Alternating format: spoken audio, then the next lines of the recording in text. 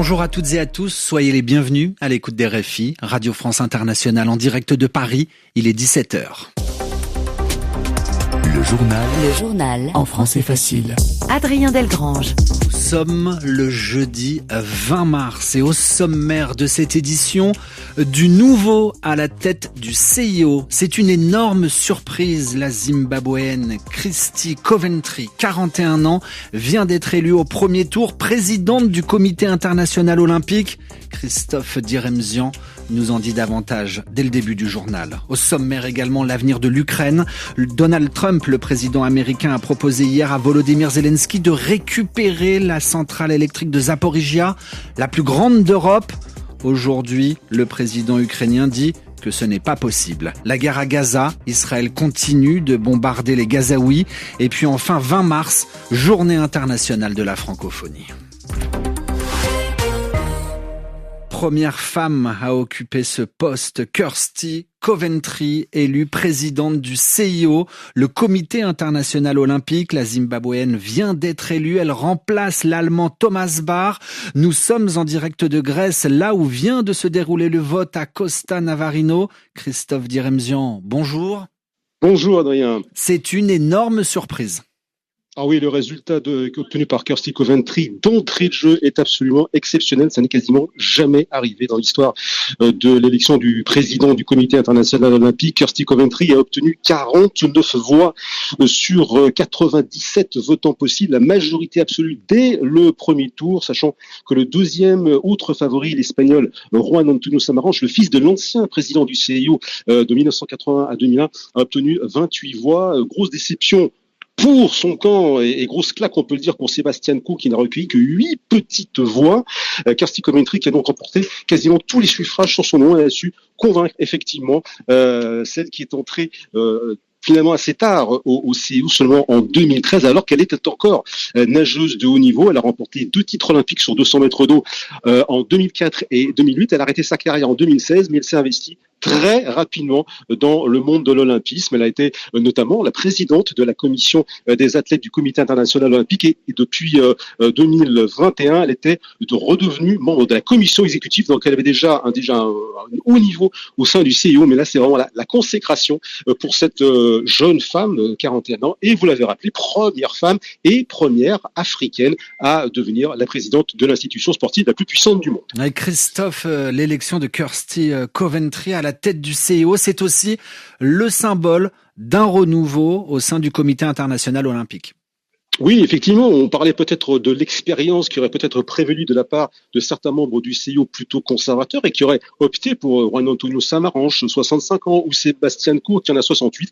Eh bien, finalement, le CIO a décidé de prendre résolument le virage de la modernité en élisant une jeune femme de 41 ans qui certes n'a pas d'expérience des relations internationales en ce moment, mais qui a déjà une solide expérience de la gouvernance du CIO. C'est une femme, c'est aussi une preuve d'inclusivité. Le CIO a toujours voulu montrer un petit peu l'exemple en matière d'égalité des genres. On n'y est pas totalement, mais en tout cas, cette élection est la preuve que cela va avancer rapidement. Et puis donc, effectivement, enfin, la place de l'Afrique, enfin reconnue au plus haut niveau de l'institution internationale. Les Africains qui n'avaient jamais véritablement tenté d'aller aussi haut dans la hiérarchie du CIO, eh bien, elle est arrivée avec cette femme qui est aussi ministre des Sports dans son pays, mais qui a su convaincre d'être en quelque sorte le renouveau du CIO, le CIO du 21e siècle. Merci Christophe. Christophe Diremzian en direct de Grèce pour nous faire vivre cette élection de la nouvelle présidente du CIO en la personne de Kirsty Coventry. Le journal en français facile. L'actualité internationale dominée aussi par les différentes idées de Donald Trump concernant l'Ukraine. Le président américain suggère que les États-Unis prennent possession des centrales électriques ukrainiennes. Il affirme que cela constituerait la meilleure protection et le meilleur soutien possible aux Ukrainiens.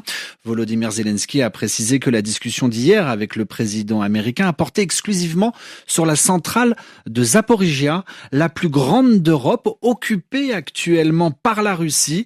Mais pour Teva Mayer, maître de conférence en géopolitique à l'université en Haute-Alsace, cette idée de protection américaine des centrales ukrainiennes n'est pas possible. Non, c'est quelque chose qui n'est pas faisable techniquement, qui n'est probablement pas souhaitable économiquement pour l'Ukraine et qui ne repose sur aucune faisabilité, qu'elle soit technique, diplomatique ou militaire. Cette centrale nucléaire, en réalité, elle n'a pas produit d'électricité depuis septembre 2022, que nous ne connaissons pas complètement et entièrement sa capacité à être remise en état. Puis il y a un deuxième problème, cette centrale nucléaire, c'était la plus grande d'Europe. Elle fonctionne grâce au travail de plusieurs milliers de salariés.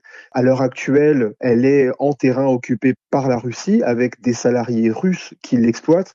On voit mal comment une situation dans laquelle la centrale appartiendrait à un consortium américain d'un côté, quand le terrain appartiendrait toujours ou serait toujours occupé par les Russes, et permettrait alors de faire fonctionner la centrale nucléaire avec un millier de salariés qui habiteraient on ne sait où. Dernière déclaration de Volodymyr Zelensky, l'Ukraine ne discutera pas d'un transfert aux États-Unis de la propriété de ses centrales nucléaires. C'était l'analyse à l'instant de Teva Mayer au téléphone avec Julien Chavannes. L'actualité au Proche-Orient, Gaza, toujours sous les bombes israéliennes. Des frappes meurtrières continuent de coûter la vie à des civils.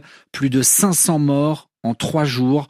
Les autorités israéliennes font porter la responsabilité de cette reprise des combats à la population de Gaza. Le ministre de la Défense israélien a lancé un ultimatum aux Gazaouis. Rendez les otages et chassez le Hamas, où Israël prendra des mesures encore jamais vues auparavant. Correspondance à Jérusalem, Sami Boukhlifa.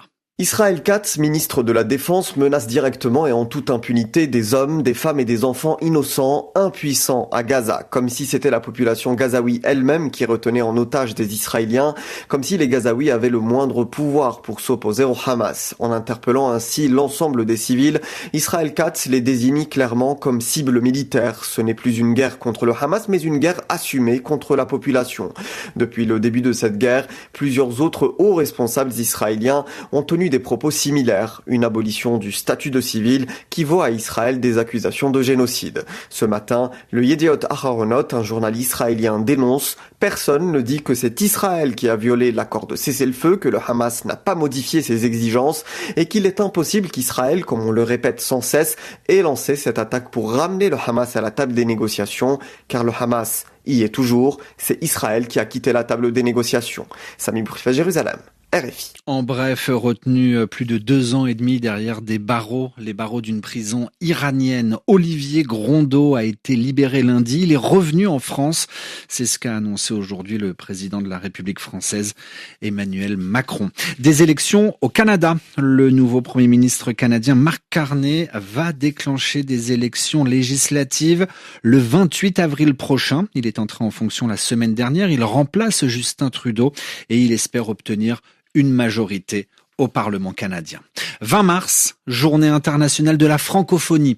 Des centaines d'événements sont ainsi organisés dans le monde pour mettre en lumière la diversité, la vitalité de la francophonie. Alors quelques chiffres, 321 millions de personnes parlent le français sur la planète, 900 000 enseignants de français dans le monde, 96 instituts français, ce sont ces établissements publics chargés de mettre en œuvre la politique culturelle française. Et puis cet autre chiffre, 93 États membres de l'OIF, l'Organisation internationale de la francophonie, 93 moins 3 depuis cette semaine. 3 pays ont officialisé leur retrait de l'OIF, le Mali, le Burkina et le Niger. Le député de la France Insoumise, Aurélien Taché, les regrette. Je souhaite qu'ils ne rompent pas avec le projet et la famille francophone. Je suis partisan du fait qu'on ait une francophonie qui est dans un monde où on assiste à un retour des empires avec l'impérialisme américain ressuscité par Donald Trump, celui de Monsieur Poutine. On pourrait avoir un monde francophone qui soit justement la voie d'une émancipation des peuples et à partir de ça, être capable de travailler sur des causes qui nous rassemblent pour relever les grands défis de demain. Je pense bien sûr au réchauffement climatique, je pense bien sûr à tout un tas de sujets qui se posent et sur lesquels le monde francophone pourrait faire entendre une voix forte au service de la paix, au service d'un ordre international plus juste. Je plaiderai pour ma part pour une refonte profonde des institutions de la francophonie, car sinon cette belle idée risque de péricliter. Et moi je suis convaincu que la langue française charrie un modèle et des valeurs différentes de celles du monde de force et de brutalité dans lequel nous entrons. Aurélien Taché, le député, est aussi rapporteur d'une mission d'information sur l'avenir de la francophonie. RFI à Paris, 17.